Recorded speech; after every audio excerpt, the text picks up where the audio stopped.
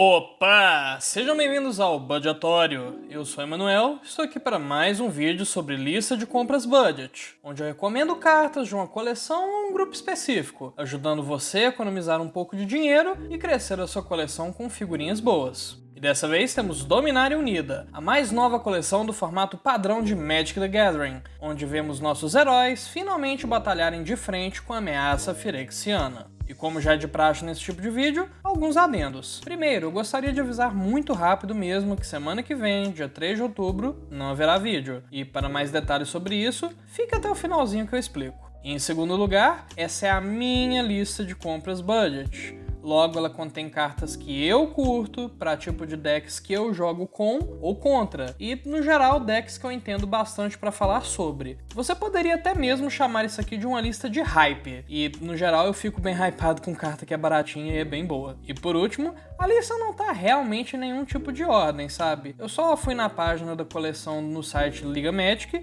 e chequei quais cartas que eu achei que estavam valendo a pena. E se você acha que disso tudo que eu falei tá faltando alguma coisa, deixe seu comentário abaixo. E agora que eu tirei isso tudo do caminho, vamos dar uma olhada nessas figurinhas. Profanador de Sonhos. E, sinceramente, o ciclo quase todo de profanadores entra aqui. Todos eles têm essa habilidade de reduzir 1 de mana colorido de uma permanente que seja igual à sua própria cor, e de conceder um benefício quando você conjura uma permanente também da cor do profanador. E a conta que eu faço aqui, que deixa o profanador azul como o melhor, inclusive, na minha opinião, é que se eu não tenho carta de permanente na minha mão, provavelmente não adianta ter um bicho desse na mesa, sabe? Reduzir 1 de custo pra, sei lá, uma pedra de mana faz muita pouca diferença. E é aí que a Esfinge Firexiana entra como a melhor de todas, pois ela compra cartas, repondo a sua mão e sendo assim por si só um motor de compras e aceleração de mana. E todo mundo sabe que no Commander as coisas mais fortes que você pode fazer é comprar carta, descer terreno, esse tipo de coisa, né? Não é à toa que Simic é forte do jeito que é. E tudo isso também num corpo voador que é até razoávelzinho, 4/3, não é de se jogar fora. Agora sobre os outros profanadores, né? Eu vou dar uma pincelada neles. O verde provavelmente é o segundo lugar,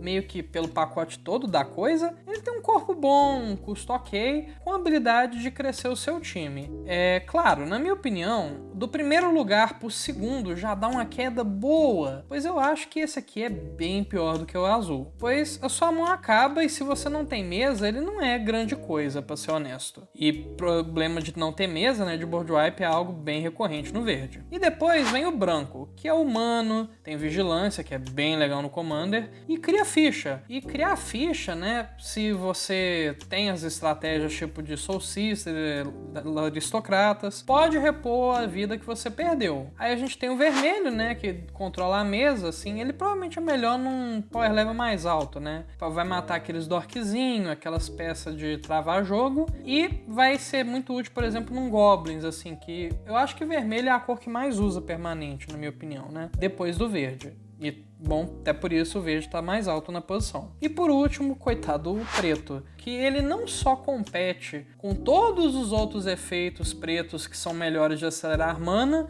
e todos os efeitos pretos que fazem você perder vida, como ele ainda compete com o próprio Krieg, filho de Yawgmoth, que reduz qualquer mana preto. E não se engane, eu falo de budget, eu sei a relevância de ter uma alternativa mais barata. Eu só acho que essa carta é tão mais miada comparada com os outros, o buff dela é só até o fim do turno, eu realmente não gosto dessa carta. Mas, tá aí, né? O ciclo todo ranqueado, eu acho que o azul é melhor.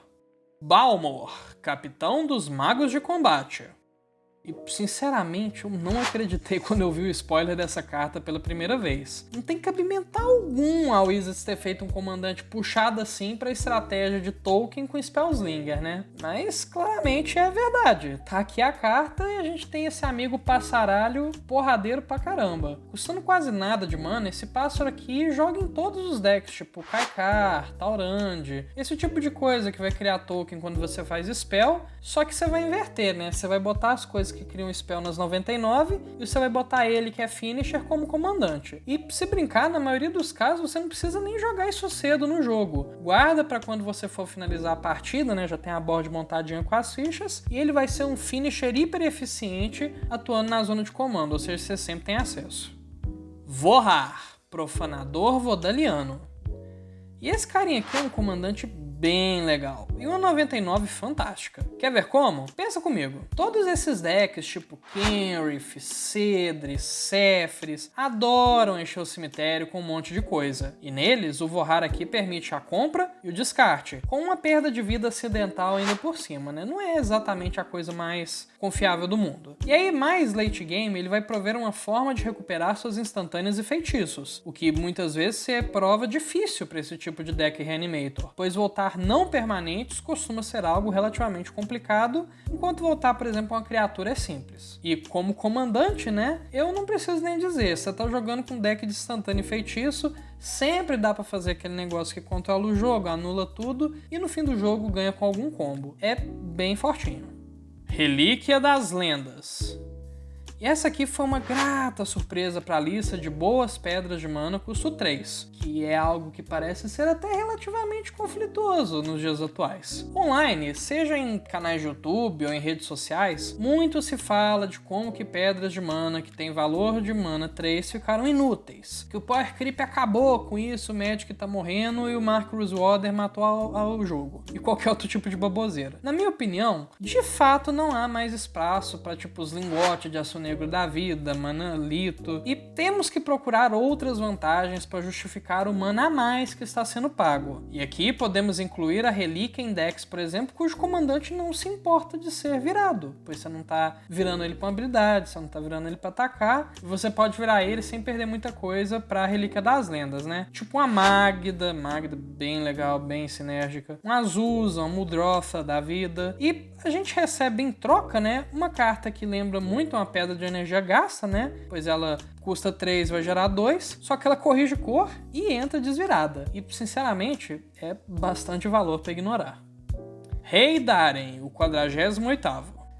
O Rei Daren 48 aqui é o comandante bem puxado para um arquétipo clássico do Selesnya, que é o de fichas de criaturas. Claro, isso é bem óbvio, mas é importante frisar que tanto em decks cujas fichas são grandes, quanto em decks cujas fichas são pequenas, podemos colocar o camarada aqui e tirar proveito, o que aí sim não é algo que sempre acaba encaixando muito bem. Você pode botar ele na sua Trostane velha ou no seu Dirge e salvar o seu campo de batalha muito bem, obrigado. Ou você bota ele numa Trostane nova ou num Riso redimido e aproveita ainda por cima o buff de +1/+1 pro seu time inteiro, aquele monte de Saprófita, um monte de Elfo, tudo 2/2/3/3. Dá até mesmo pra botar uma dádiva da imortalidade no bonitão aqui e fazer uma sacanagem de proteção todo turno, sabe? Sacrifica, a dádiva vai voltar o Rei Daren, o que é muito bom. Ou você volta ele com todos os efeitos tipo Sun Titan, Patch Up, que voltam coisas que custam 3 ou menos. É sólido para essa estratégia e até mesmo algumas outras tipo Tribal de Hino, né? Todas essas coisas que dão +1/+1. Joira, inovadora eterna. Surpreendendo um total de 0 pessoas, a Joira nova é muito boa. De um jeito semelhante às anteriores, porém mais criativo. A Joira antiga adorava suspender mágica, o que resultava com alguma frequência em alguém sendo morto por colocar na pilha uma destruição de terreno junto com Eldrazi. E a Joira 2, por sua vez, né, a da Dominária passada, promovia o deck de artefatos agro, pois não deixava o gás acabar para sua estratégia. Mas, querendo ou não, o que acabou acontecendo é que ela é uma fonte interminável de compra usando todos aqueles artefatinhos que dão draw quando eles entram na mesa. Tipo eggs, né? E essa aqui, por sua vez, é uma joira que vai custar pouco mana, né? Ela custa menos que as outras duas. Dá pra fazer turno 2 e eu provavelmente faria turno 2. Pois aí você pode não acelerar mana na curva, né? Você não acelera mana no curva 2, mas em troca disso, no turno 3, você pode virar ela e botar um sinete, botar um Soul Ring e fazer esse tipo de coisa fazendo aquele ramp dobrado. E aí turno 4 ela bota algo que custa 4, né? Turno 5 ela bota algo que custa 6 e por aí vai. Fazendo vários degraus assim no desconto das suas mágicas de artefato e não é algo que se restringe à velocidade de feitiço, por exemplo. A Joira pode fazer no turno dos outros e que pode pegar os oponentes de surpresa. É bem forte, é bem flexível e provavelmente tem combo. Não se preocupa, toda Joira tem algum combo. E se você está gostando do vídeo até aqui, peço que deixe um gostei para gerar mais engajamento. E se inscrevam caso não sejam inscritos e não se esqueçam de ativar o sininho para receber uma notificação sempre que sair um novo vídeo. Sten, partidário paranoico. O Sten aqui vai ser bem rápido. Eu não sei quantos de vocês assistiram meu vídeo Ultra Budget da Emery, Espreitadora do Lago, mas ele era um vídeo de um deck de menos de R$40 que usava artefatinhos baratos para dar dano e comprar o seu deck inteiro. E onde que entra o Sten aqui, você me pergunta? Muito simples, eu acho que ele tem potencial de comandar um deck mais barato ainda do que o da Emery, reduzindo o custo dos seus eggs, os seus ovos, né, que são todos artefatinhos, igual os que eu falei da Jora, promovendo combos fáceis com mais payoffs, né, pois você tem uma cor a mais que é o branco, que querendo ou não tem uma coisinha ou outra que faz você tirar proveito dos eggs melhor do que só o Mono Blue. Nemata, Guardiã Primordial. E fica curiosidade, caso você jogue há menos tempo igual a mim, né, eu jogo só há 6 anos, essa já é a segunda carta da Nemata, eu não fazia a menor ideia, sendo que a primeira é um comandante bem chumbreguinho de Saprófita. Agora, olhando para essa carta nova, né, a comparação que se faz ela é certeira e inevitável, pois a Nemata lembra o Kalitas de 4 mana. A principal diferença, na minha opinião, acaba sendo que a Nemata é razoavelmente melhor como comandante do que o Traidor de Geth, por conta de 2 cores de mana, né? Ela é verde e preta, enquanto o Kalitas é só preto. O que abre um leque maior pro tribal de Saprófitas, que eu acho que é o tipo de tema que as pessoas vão construir com esse deck. Dá pra fazer todo mundo sacrificar a criatura? Pra você fazer várias Saprófitas? Vai. Provavelmente você vai ter algumas sinergias dessas no deck, mas provavelmente ainda vai ser um tribal de Saprófitas com pé de lima, essas outras coisas. No entanto, eu particularmente prefiro a Nemata mais nas 99 de um deck tribal de lendárias, que é algo que a Wizards tem puxado muito e puxou de novo com Jodai e não vai parar de puxar tão cedo. Pois você vai ter uma lendária, né, que ela vai ser hate de cemitério, ela vai ter um corpo legal pelo custo de mana, e ela vai poder comprar carta, e pode crescer para bater nos oponentes e finalizar as coisas. Rata Drabik de Urborg.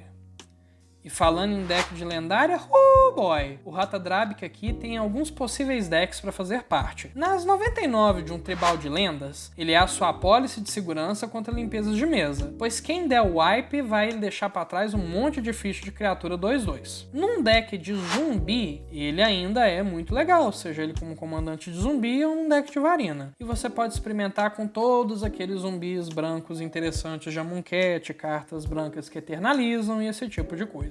E como comandante, ele gera interações muito fortes com recursão de cemitério, tipo com a Liesa Nova, por exemplo, que vai botar as coisas para sua mão, podendo gerar um campo de batalha muito opressivo e muito rápido, cheio de interação, né? Deck de matar criaturas, cemitério, sempre faz um monte de patifaria que é muito legal de assistir.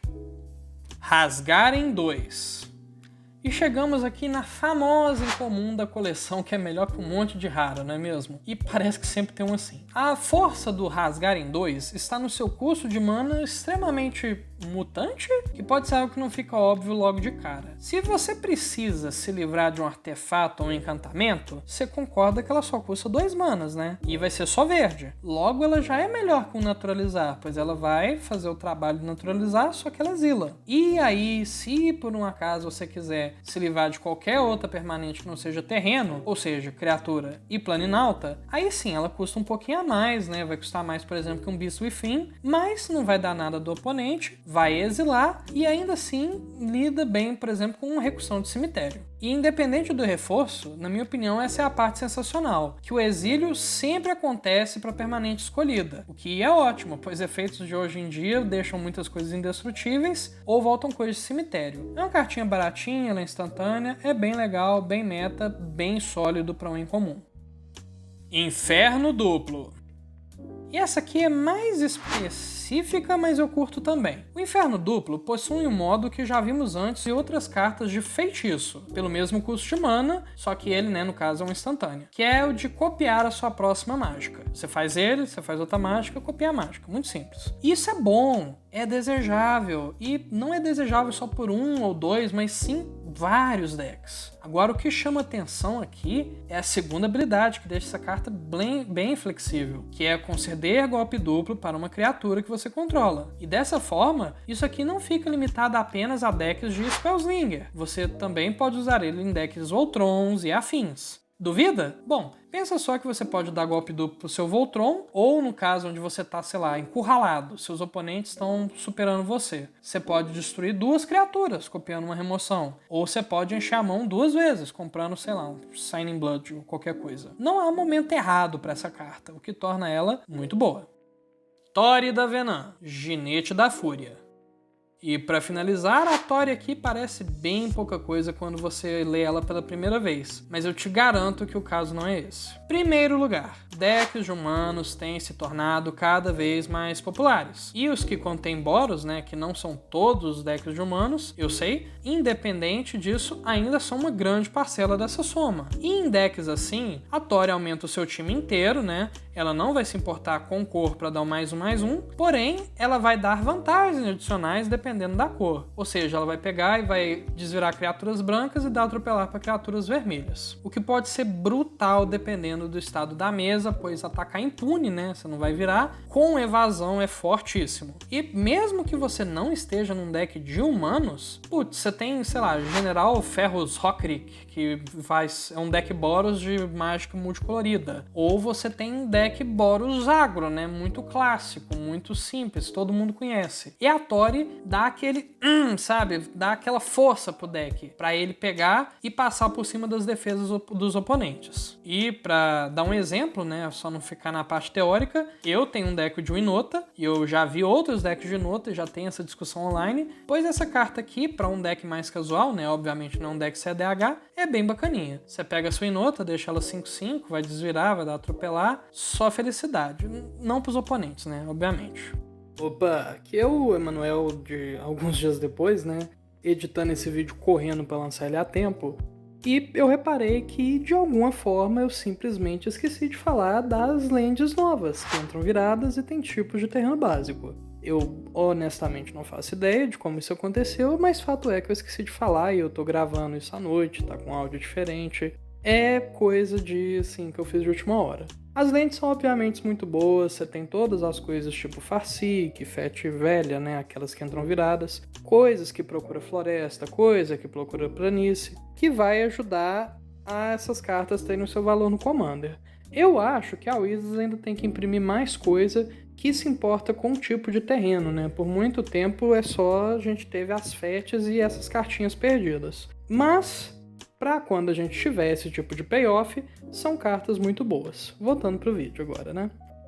E por último, eu queria só deixar um comentário aqui, né? Já que a gente tá mais nesse ciclo de fechamento de Dominária Unida, que eu gostei muito da coleção. As lendárias eu achei que ficaram bacanas, né? Com pouca coisa puxada demais, né? Acho que só o Joda, e ainda assim não é exatamente a máquina de combo que às vezes a Wizard solta, né? Não é parceiro. E tem umas staplezinhas aqui e ali. Não é um power level assim da coleção altíssimo, né? Nossa, tá pushed demais. Mas é bacana. Eu acho que tem muita peça assim e muita carta é justa, o que eu sei que tem gente que detesta, mas eu gosto de cartinha de Magic justa. E bom, por hoje é isso. Sobre o aviso que eu tinha dado antes, e inclusive se você chegou até aqui, parabéns, estatisticamente a maioria das pessoas não permanece até o fim do vídeo, é que no dia 3 de outubro, ou seja, semana que vem, não haverá vídeo no canal. O motivo para isso são 2, na real. Primeiro é que eu já estava há um bom tempo pensando em pular de fazer vídeo por uma semana, né? Pra não ter que preocupar com o Magic por uns dias, sabe? E segundo, muito em breve ocorrerão as eleições. E assim como a maioria das pessoas, eu ainda tenho que pensar melhor sobre isso. Inclusive, a maioria das pessoas devia gastar mais tempo pensando sobre isso, né? E, honestamente, véspera de primeiro turno, sei lá, você pode achar que é vacilo meu, mas eu não sei se é hora de ficar pensando em Magic também. É mais hora da gente pensar em mudar a situação lamentável que a gente tem vivido nos últimos 4 anos. No mais, fiquem com a finalização do vídeo e espero que a minha falação não tenha enchido o saco de vocês. E bom, por hoje é isso. Dúvidas, sugestões de decks budget ou qualquer outra coisa, deixe um comentário abaixo. Eventualmente eu leio tudo e respondo a maioria também. E para uma resposta mais rápida, os meus outros contatos estão aí na tela. Obrigado pela sua atenção e até lá, eu sou o Emanuel e esse é o Budgetório. Até mais!